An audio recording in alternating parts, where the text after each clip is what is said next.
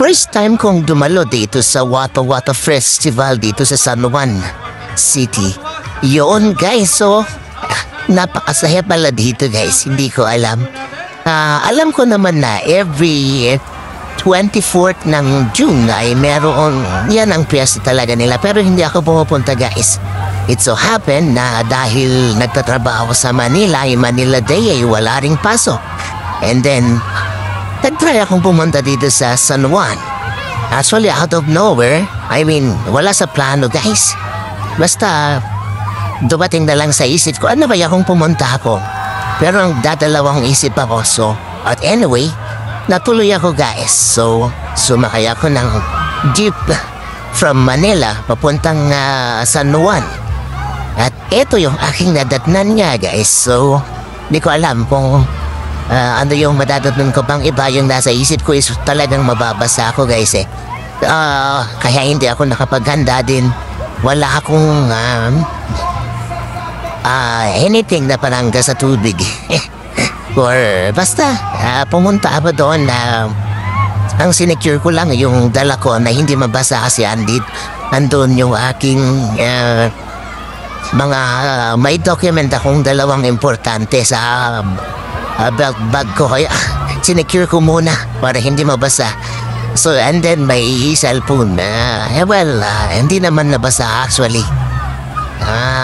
So yun, napakasaya guys dito. So try nyong puntahan din ito guys sa susunod na taon. On the 24th of June, ayan siya guys. At ang daming dumalo guys, mga kabataan mainly. At meron ding mga nanay, tatay, lolo, lola guys. Pero bihira, karamihan na yung mga kabataan guys.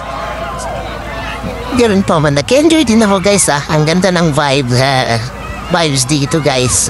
Meron din silang street dance, meron din silang dumating din si Sponge Cola guys. Nag-concert, nag-mini concert.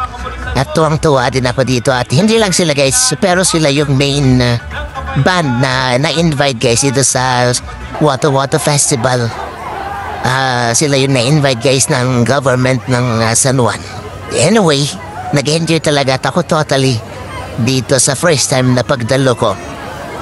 Siguro talaga next na pagdalo ko talagang totally prepared na. Alam ko na hindi na ako magdadala ng mga mababasa guys. Kaya yan, kung hindi kayo prepared na mabasa, huwag kayong pumunta. Kasi talagang mababasa ka dito pag pumunta ka dito sa street na ito guys ng San Juan, kasi nasa ordinance naman nila guys. Yan lang naman yung area na pwede ka nilang basahin. At anyway, yan, enjoy na enjoy din ako guys. Ang dami ring enjoy na enjoy, especially sa mga kabataan na naririto.